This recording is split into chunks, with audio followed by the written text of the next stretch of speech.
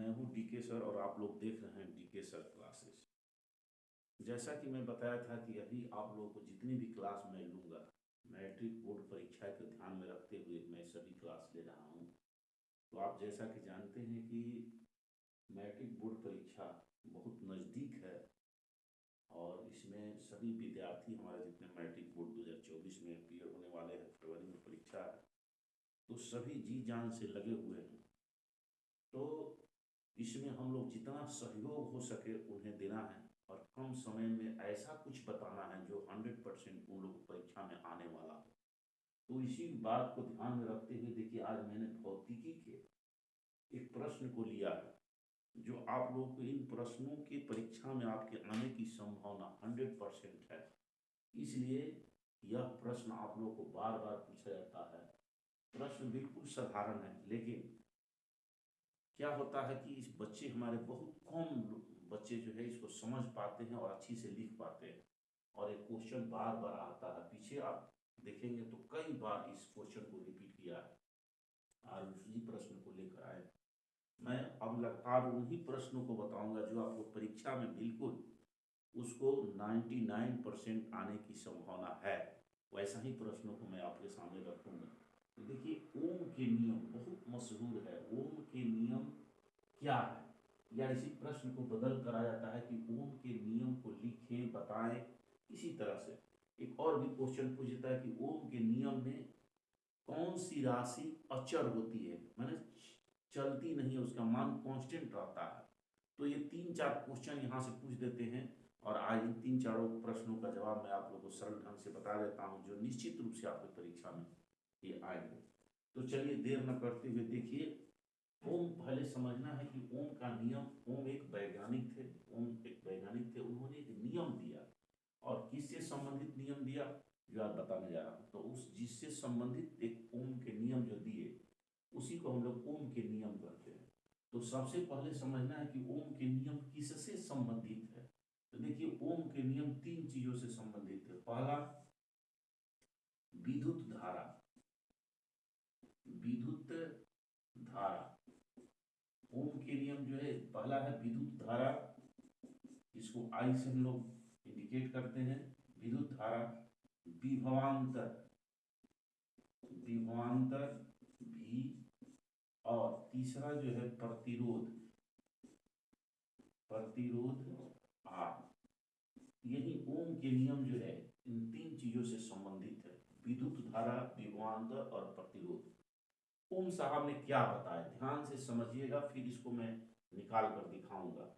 तो ओम साहब ने यही कहा है कि किसी परिपथ से जब हम कोई विद्युत धारा प्रवाहित करते हैं, जैसे विद्युतीय परिपथ हो गया, और इस विद्युतीय परिपथ से हम धारा प्रवाहित करते हैं, तो उन्होंने बताया कि जो इसमें धारा बहती है, मान ली आई धारा बहती है, और जो इसका विभवांतर है, दो मान ली दो बिंदुओं के बीच, यहाँ पर ए बिंदु हो गया, यहाँ पर बी बिंदु हो गया, तो उन्होंने बताया कि किसी विद्युतीय परिपथ से प्रवाहित होने वाली धारा दो बिंदुओं के बीच के विभवांतर के समानुपाती होती है।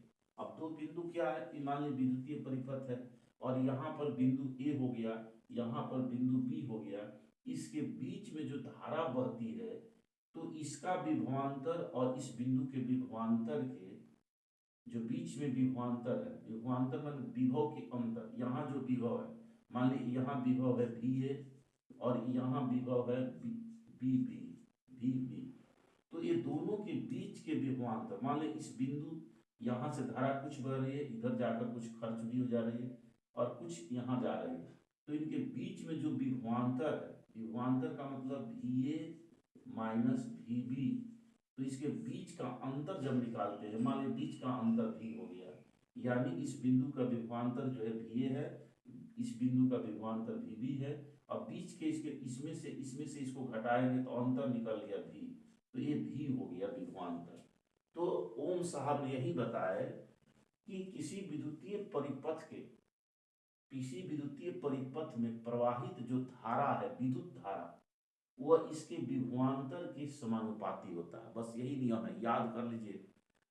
ओम साहब ने क्या बताया, किसी विद्युतीय परिपथ में प्रवाहित धारा उसके विभवांतर के समानुपाती होता है। यही है, किसी विद्युतीय परिपथ में प्रवाहित धारा दो बिंदुओं के बीच के विभवांतर के समानुपाती होता है। इसके भी कह सकते हैं कि दो बिंदुओं के बीच के विभवांतर के समानुपाती होता है।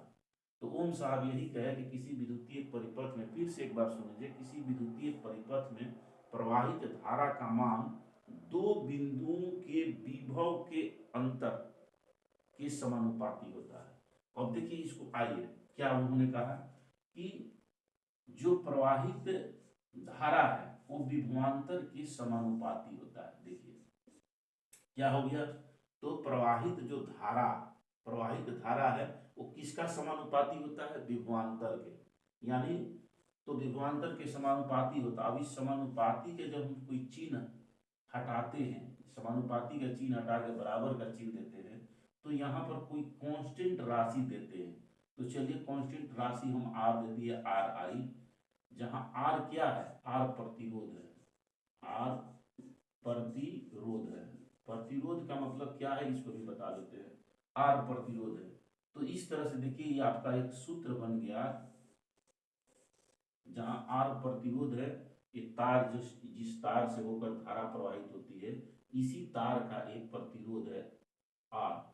इसका जो प्रतिरोध का जो अथी होता है, इकाई मात्रक होता है, इसका ओम कहते हैं। देखिए इसी के नाम पर, ओम के नाम पर ही इसका नाम ओम रखा गया है।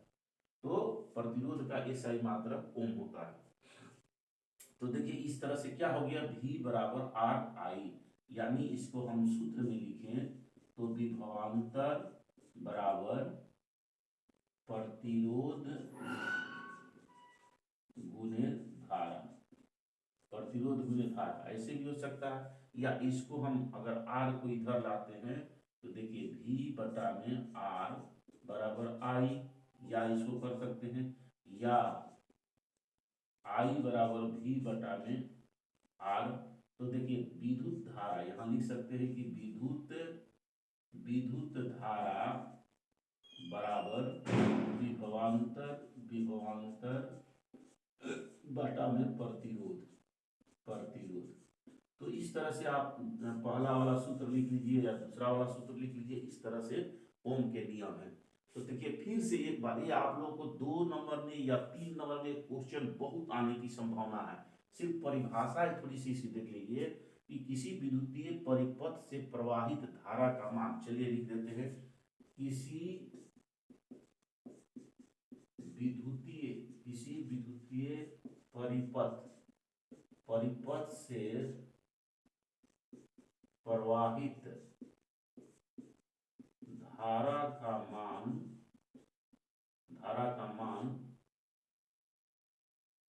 धारा का मान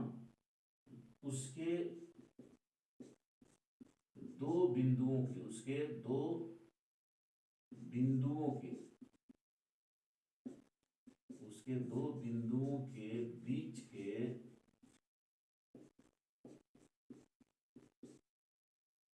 विभव कहिए तो विभवांतर बन जाएगा, विभव के अंतर के समानुपाती होता है, समानुपाती होता है। देखिए विभव के अंतर लिख दिए तो क्या हो गया, विभवांतर। विभव के अंतर लिख दिए तो क्या हो गया, विभवांतर। तरह किसी विद्युतीय परिपथ से प्रवाहित धारा का मान उसके दो बिंदुओं के बीच, उसके मतलब विद्युत परिपथ के दो बिंदुओं, उसके दो बिंदुओं के बीच के विभव के अंतर के समानुपाती होता है, ऐसे लिख सकते हैं। या इसको ऐसे भी लिख सकते हैं, किसी विद्युतीय परिपथ में प्रवाहित धारा का मान उसके विभवांतर के समानुपाती होता है, ऐसे भी लिख सकते हैं। उसके विभवांतर के क्या होता है, समानुपाती होता है। जहां हम लिखे विभव के अंतर के समानुपाती होता है, तो इसको विभवांतर के समानुपाती भी लिख सकते हैं। तो अब वही चीज को फिर देखिए क्या हो गया, तो विभवांतर के समान भी समानुपाती आई, और फिर भी के इसको समानुपाती के चिन्ह हटते हैं तो कोई कांस्टेंट चिन्ह दिया जाता है, आर हो गया आर आई। अब देखिए फिर आ गया वही सूत्र। तो इस तरह से ये ओम के नियम 100% जान लीजिए कि आप लोग को यह बहुत बार पूछता है, और ये आ भी सकता है, पीछे भी आया है, कई बार रिपीट किया है, ये क्वेश्चन आंसर आ सकता है। अब देखिए इसमें दो चीज और समझना है। ओम के नियम क्या है, ये तो हो गया, आपको ओम के नियम यहाँ लिखा गया। और ओम के नियम लिखे तो लिखे, ये भी हो गया। और बताए, ये भी यही हो गया। अब इसमें पूछ देता है कभी कभी कि ओम के नियम में कौन सी राशि कांस्टेंट होती है, नियत होती है। तो देखिए ये आर कांस्टेंट होती है। अभी ना लिखे आर, जो आर प्रतिरोध है, यह आर एक नियतांक है। आर क्या है, आर एक नियतांक, यहां लिख देंगे कि आर एक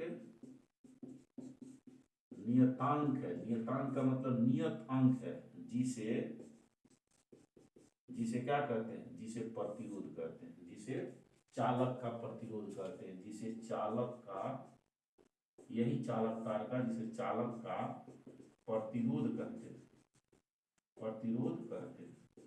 तो देखिए बहुत बार क्या होता है ना कि ये दोनों क्वेश्चन नियम छोड़ देगा। ओम के नियम क्या है ये भी छोड़ देगा, ओम के नियम लिखे बताए ये भी छोड़ देगा। खाली पूछ देगा कि ओम के नियम में कौन सी राशि कांस्टेंट होती है, नियत होती है ना। तो अब बच्चे घबरा जाते हैं, अरे वाह ओम के नियम में क्या कांस्टेंट होती है, तो देखिए यही बता दिए। तो ये 3-4 क्वेश्चन इससे बदल कर आता है, और निश्चित रूप से इसमें से आप लोग क्वेश्चन आएगा, इसलिए देख लीजिएगा। तो चलिए फिर से मिलते हैं इसी तरह से। आप लोग को 3 नंबर 4 नंबर जो भी 3 नंबर का या 2 नंबर का क्वेश्चन आता है, सब क्वेश्चन को मैं बता दूंगा। तो ये ओम के नियम आज आप लोग को बता दिए। अगर जिसके इतना के बावजूद भी किसी को अगर नहीं समझ में आया, आप निश्चित कमेंट में बताइएगा, फिर से मैं एक बार बता दूंगा। धन्यवाद।